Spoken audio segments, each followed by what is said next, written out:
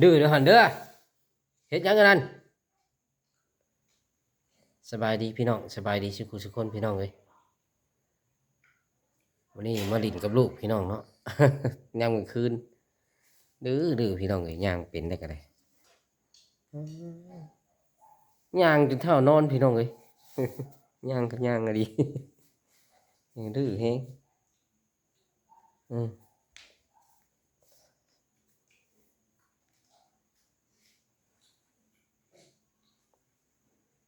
ห่านอืม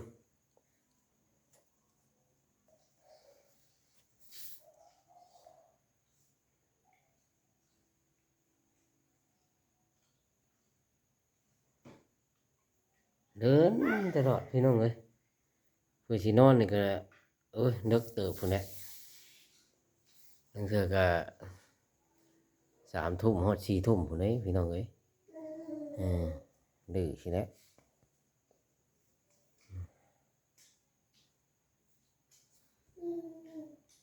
อืมอ่าอ่า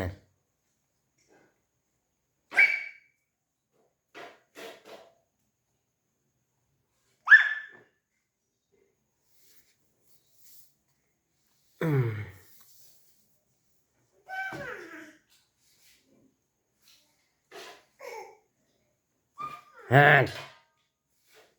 ใกล้รถแล้วรถล่มเลย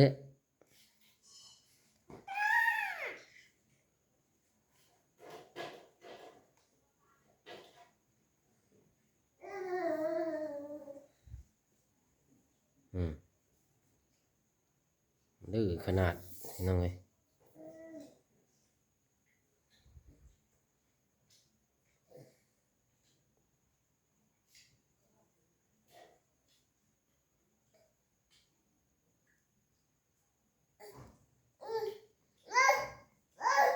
คอยย่างลูกคอยย่าง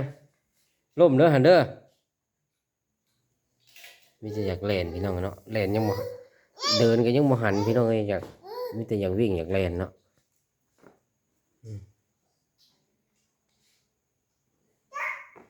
ฮ่าน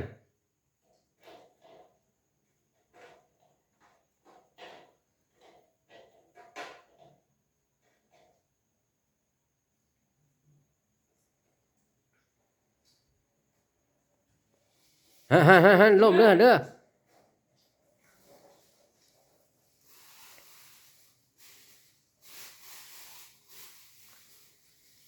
ทำผู้ชายให้สิดื้อกว่านี้พี่น้องเอ้ยอันนี้เป็นผู้หญิงได้นี่ผู้หญิงก็ยังดื้ออย่าให้ลูกรถล่มเลยรถล่มเด้อ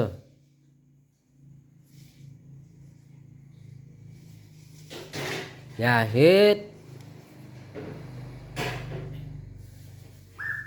ห่าน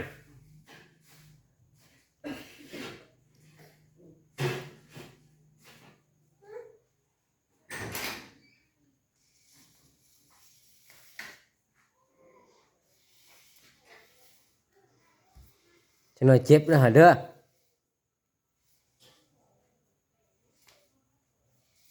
lửa hen cái nào này ô ô ô ô ô ô ô ô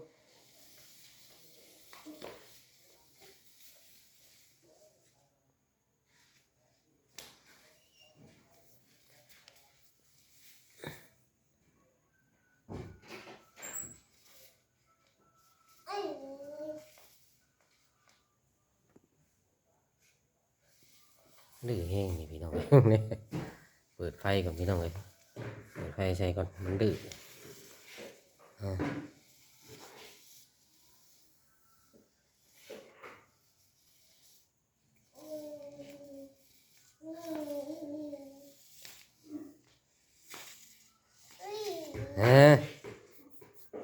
นอนไป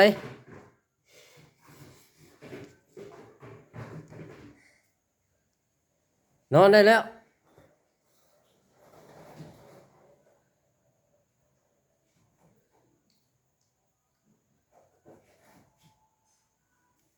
ขาว่าผู้ชายดื้อเด้อพี่น้องยังดื้อกว่านี้อยู่ใช่ไหม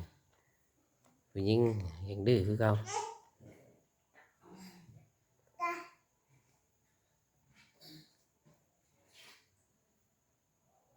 ยังอันนั้นหืม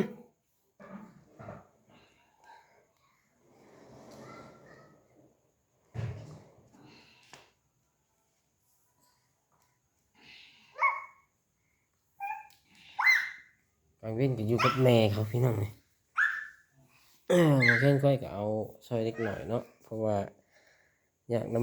ำไปค้าไปขายพี่น้องไงไปค้าไปขายง่ายมือเนาะขายกระตุ้งขนมก็บ่พอได้ดอกพี่น้องเนาะได้แค่20-50ได้อยู่ได้กว่าหันก็บ่ได้พี่น้องเอ้ยได้มาแล้วก็ชื่อกินชื่อยากแล้วก็เบิดไปเนาะ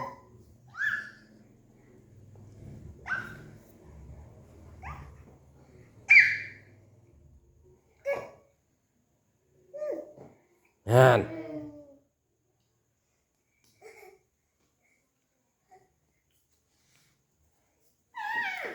ดื้อเด้อพี่น้องเอ้ยเด็กน้อยอืม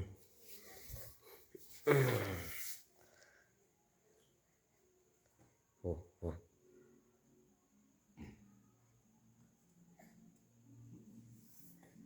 ห่าน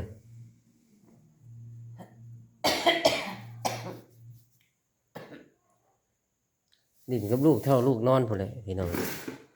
แต่ว่าหมอก็บ่ได้ให้หรอกพี่น้องเนาะบ่ได้ค่อยแอบคือหยังปานใดมีแต่ว่ามันดื้อไปเรื่อยๆนะ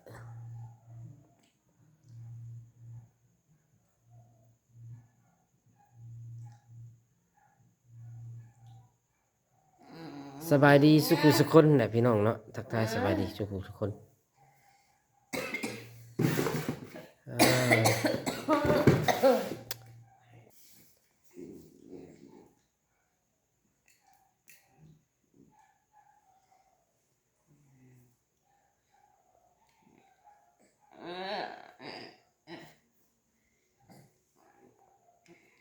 ดื้อเลยลูก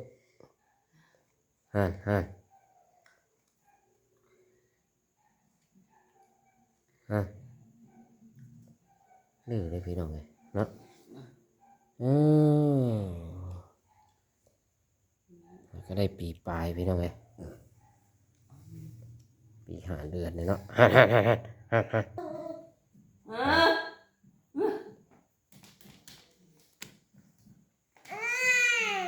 ห่านระวังหัวโลนเตียงช่า